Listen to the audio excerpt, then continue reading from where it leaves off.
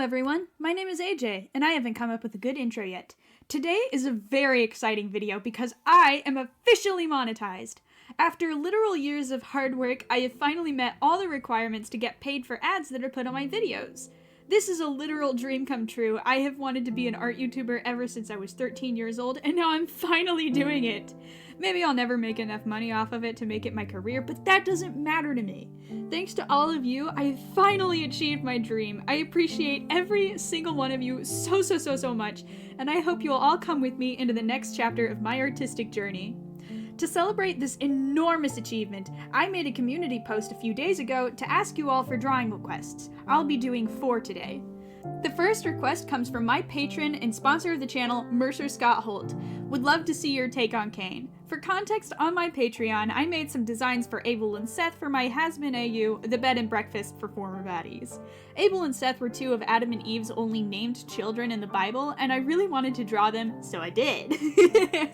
If you want to see them, too bad! They're Patreon exclusive, so give me $1. Anyway, on to baby number 3. I started by sketching out a pose and body type. Cain was the first murderer to ever live. He got in a fight with his younger brother Abel, which started verbal but ended with Cain murdering him. Since I had drawn Abel as being a bigger guy, in order for Cain to realistically kill him as easily as he did, Cain would also have to be a bigger guy. We're told in the Bible that after Cain murdered Abel, the Lord put a mark on him so that everybody could tell at a glance that he was a danger. We know from science that different species of hominids existed at this time, so I had a brief thought that maybe the Lord turned him into a Neanderthal, but that didn't feel quite right, so I scrapped that. I decided to put the thought of the mark off to the side until it was color time. I decided to draw him sitting cutely on his knees because I didn't feel like drawing legs that day. That's a life hack for y'all. Don't feel like drawing legs and feet? Put him in a baby girl pose. I made his face just like the rest of him. Meaty, bulky, huge. Not fat, just large. Just like the rest of his family at the time, Cain is a caveman through and through, and I wanted his fit to reflect that. So, animal skins. Also big chunky belt around the waist to keep him in place. I also emphasized his eyebrow ridge a little bit more than I usually do, which I think looked super good, and I should do it more often. I thought that big long dreads would look super awesome. I love men with long hair. I think it always looks so cool. And then make it locks? Ah! I love drawing locks. One of the best hairstyles for certain. There's just so many ways you can stylize them. When I drew Seth's locks, I made them real round and soft looking, so I went the exact opposite direction for Cain, squarish and sharp looking. I gave him small slit eyes and made his eyebrows just as big as his eyes, because it's fun. Once I added the face, I knew exactly what I wanted to do for his center form. Spooter. I started by giving him big horns, similar to Adam's but more curved. I gave him big spider teeth, spikes on his shoulders, extra arms on his elbows, and a spider butt. Also, body hair. I kind of like drawing body hair now that I figured out how to stylize it, and I will be doing it more often from now on. So, prepare yourselves. Now it's color time. I decided to make his hair and skin a little lighter than Eve's and his brother's with some soft red undertones. Since his sin is wrath, his accent color for his center form shall be orange. I thought it would be really cool if I made his locks white in his center form, and I'm being indulgent, so white it was. His human form was looking a little too plain, so I added stripes of cream in his locks, which looked so good and tasty. I also added some freckles. I think freckles on dark skin look so stinking cute. I decided to line them up with the center form's extra eyes and spikes. Also, eyebrows became eyes. For the final adjustments, I added stripes to the center form's hair until I liked it and added his mark. In the online version of the scriptures I was reading to prepare for this, there was a footnote that linked to Alma 3, chapter 7, verses 7 through 16, which is in the Book of Mormon. Verse 13 reads, "And they set the mark upon themselves, yea, even a mark of red upon their foreheads." So that says to me that all the marks that God puts on people aren't skin colors like some people interpret them to be. It's probably more like an actual mark, kind of like a tattoo. So a tattoo it was. I googled Mark of Cain, and this symbol popped up, so that's what I drew. I didn't mark it red, and I didn't put it on his forehead, cause I didn't. At the last minute, I moved Cain's spider legs from his elbows to his back. It'll be easier to animate, and also, I think it looks cooler. Anyway, so yeah, there's Cain.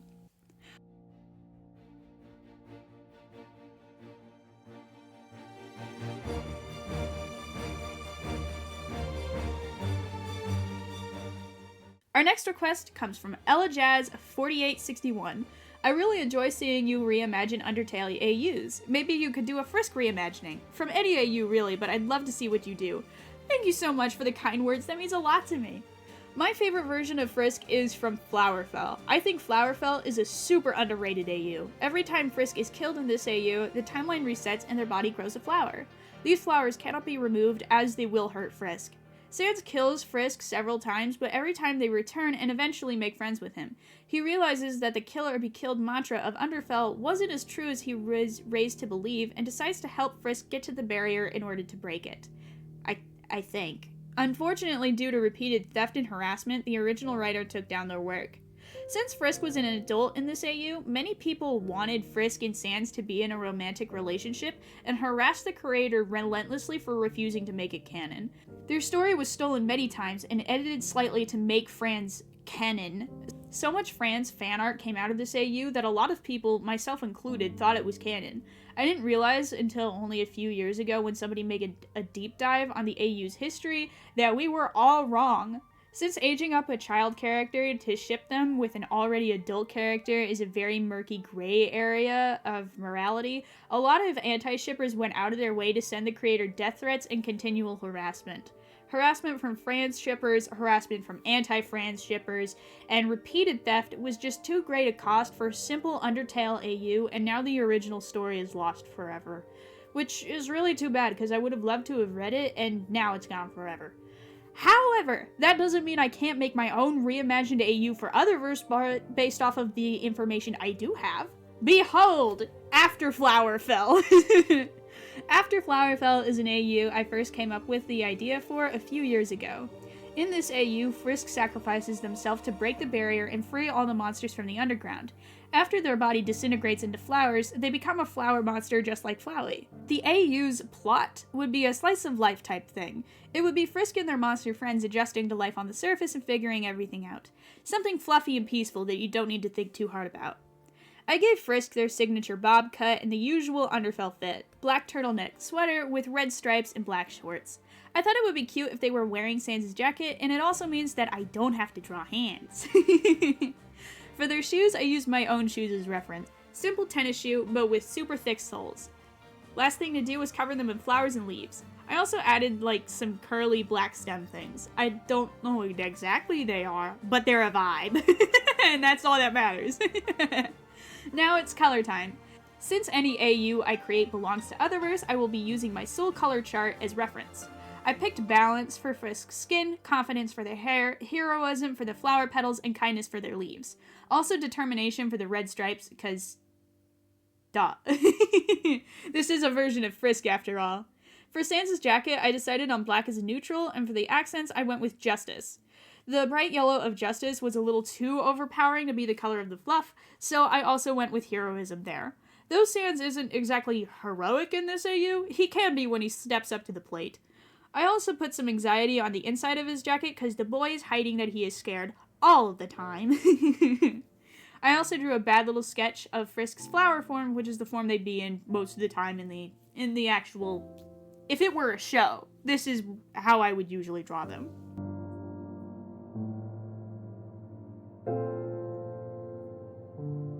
Request number 3 comes from a name I don't know how to pronounce, so I'll put it on screen.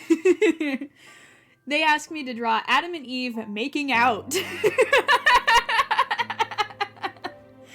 At first I was a little nervous about this one. Making out is a lot more intense than just regular kissing, and I normally try to keep things pretty family friendly on this channel, but just this once... Okay. Here you go. I hope this is sexy enough for you.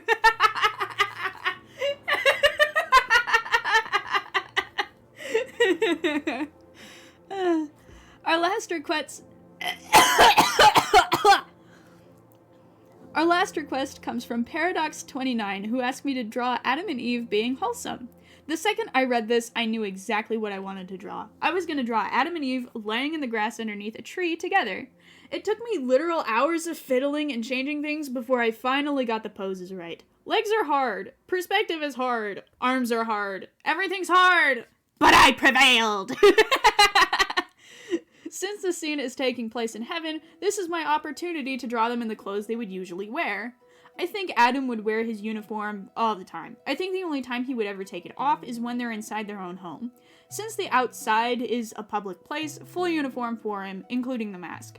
I also think he would wear the mask to cover up his scars. Adam isn't exactly ashamed or embarrassed of his scars, it just gets a little annoying to have to tell the story of them every time someone asks.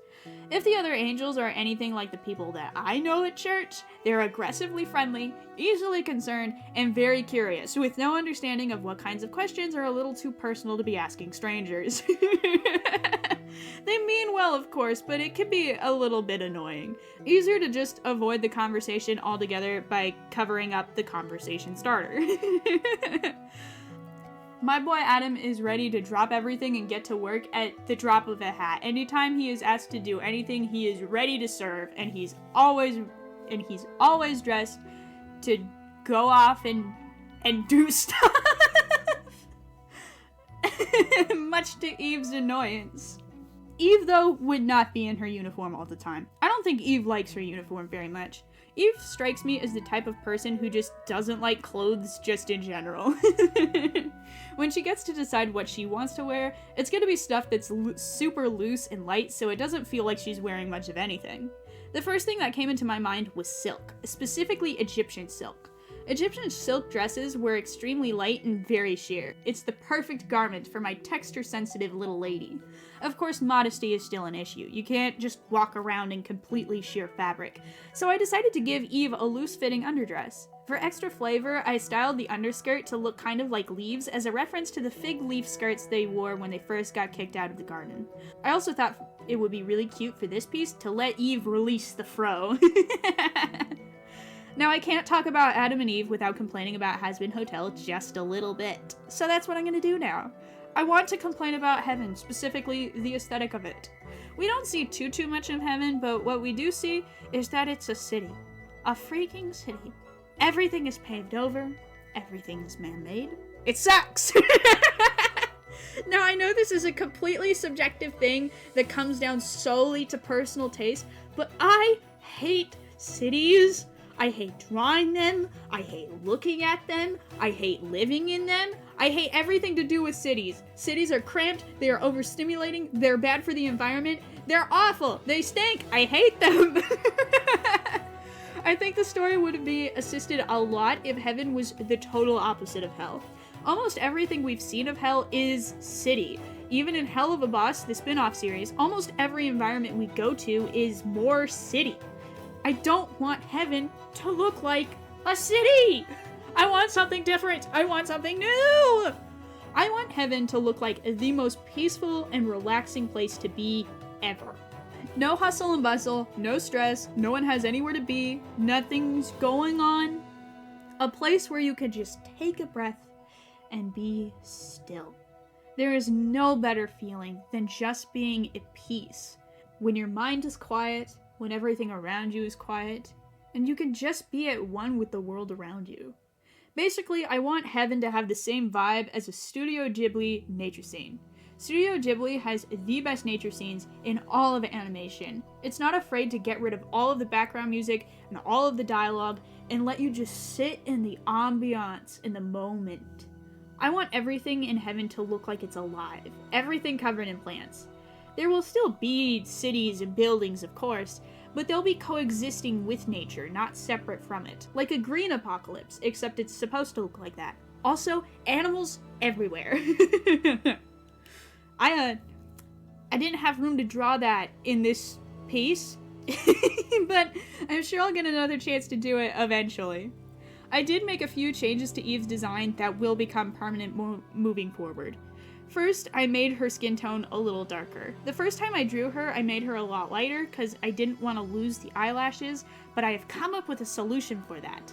White lashes. I saw someone do a redesign of Sarah where they gave her white lashes, and it looked so stinking cool. I think they look way better on Eve than the black lashes ever did. Even when she had her lighter skin tone, you could barely even see them. Now there's no ignoring those bad boys. Then I rendered the crap out of that drawing, and it was finally done. This piece took me, no joke, 8.5 hours. Worth it though, honestly. This is some of my best work. Normally I take a lot of shortcuts and don't try very hard on certain things, but not this time. This time I didn't get lazy on anything and did my absolute best on every single part of it, and the effect was so worth it. If you want this as a wallpaper, you can head over to my Ko-fi and give me $1. Or you can head over to my Patreon and give me $1. Or maybe you'd like something custom. Well, lucky for you, I take commissions. Here are my prices. Again, thank you everyone so much for watching and so much for being here. Your support means the absolute world to me. And of course, an extra special thank you to my patron, Mercer Scott Holt. You're the greatest. Let me know what videos you'd like to see me do next, and I'll see you all next week in a super cool video about, I don't know yet. Bye-bye.